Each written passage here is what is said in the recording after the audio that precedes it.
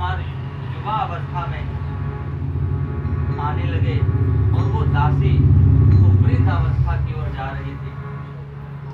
जब राजकुमार युवा अवस्था को प्राप्त हुए तब तक वो दासी बूढ़ी हो चुकी थी, वृद्ध अवस्था को प्राप्त कर चुकी थी।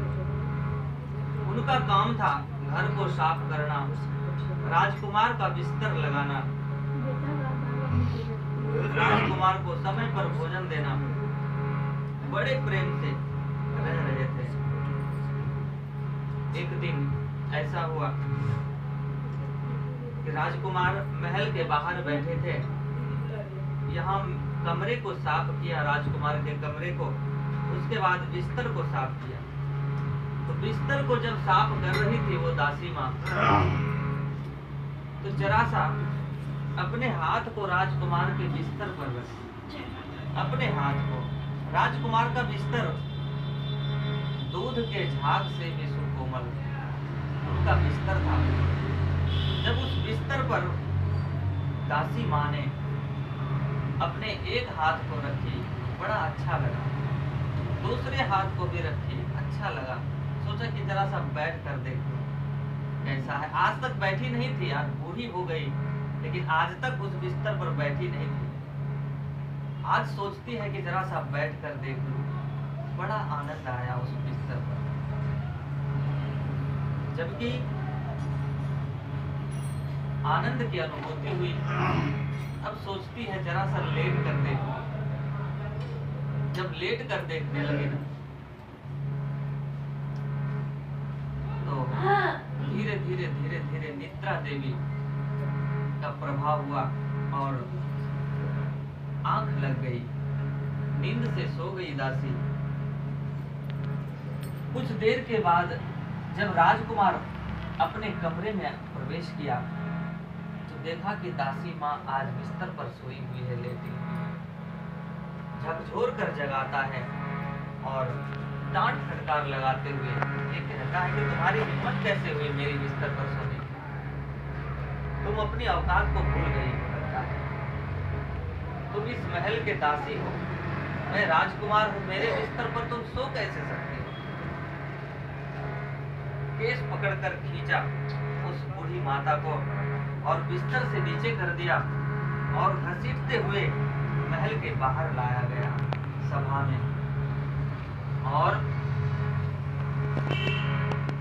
अपने सिपाहियों को कहा ये मेरे बिस्तर पर सो रही थी, इनकी सजा है, इनको कोड़े से दंड दिया जाए। बूढ़ी माता चिल्ला रही है, रो रही है कि मुझे छोड़ दो, लेकिन कोई दया नहीं आई राजकुमार और अपने सिपाहियों के द्वारा कोड़े से पिटवाना शुरू किया। जब एक कोड़ा जोर से लगाया, सिपाही ने जोर से चित्कार मारकर रोने लगी बूढ़ी माँ। लेकिन जब दूसरा कोड़ा लगाया तो ठहाका मारकर हंसने लगी।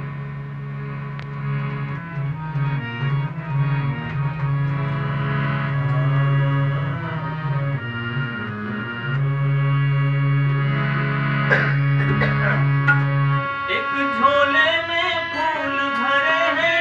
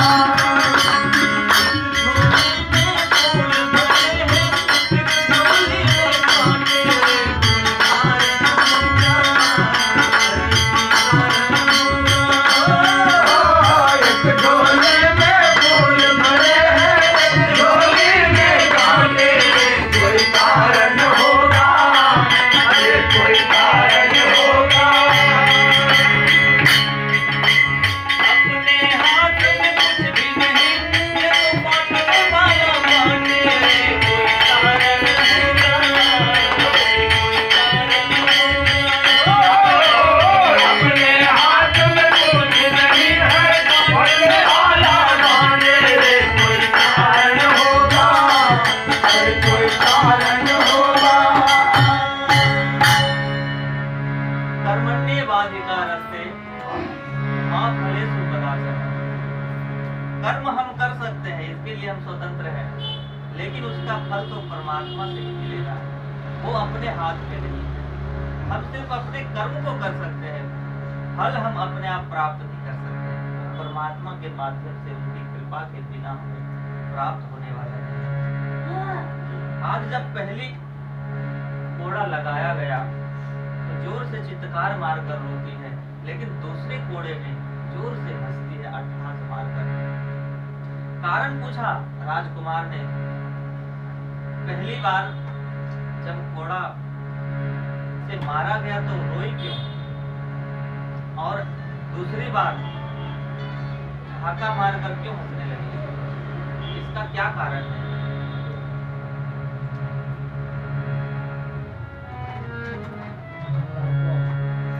कहा कि राजकुमार, मैंने तो आपको राजकुमार नहीं अपने पुत्र के रूप में ही देखा है। जब भी देखा है, चूंकि जब से आपका जन्म हुआ है ना, आप मेरी गोद में ही पड़े हुए हो, मैंने ही आपको पाला है, इसलिए आपको मैं राजकुमार नहीं अपना पुत्र ही समझती हूँ। दूसरी बात कि आज तक कभी भी मैंने आपके बिस्तर को स्पर्श करके नहीं देखा है, नहीं देखा है कभी भी। मुझे पता नहीं था कि उस पर जरा सा लेट जाने के बाद नींद ही आ जाएगी। यदि ऐसा मुझे पता होता तो मैं कभी नहीं लेता। और पहली बार जो आपने कोड़ा लगवाया, बहुत जोर से दर्द हुआ, इसलिए मैं रोई। लेकिन दूसरी बार मुझे हंसी इस बात की आई कि मैं तो सिर्फ 5 मिनट उस बिस्तर पर सोई थी, मैं तो सिर्फ 5 मिनट तक ही उस बिस्तर पर सोई थी, जिसकी सजा 2 कोड़े मिले। 5 मिनट सोने का 2 कोड़ा। और मुझे दुख है अब इस बात का कि आप तो बचपन से उसी बिस्तर पर सोते आ रहे हैं।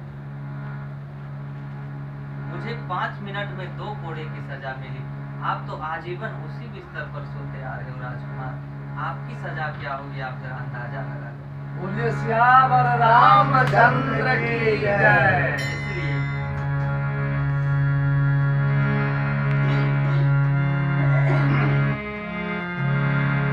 लाख चाहोगे, लाख चाहोगे छुपाना मुझको, अरे अपनी करनी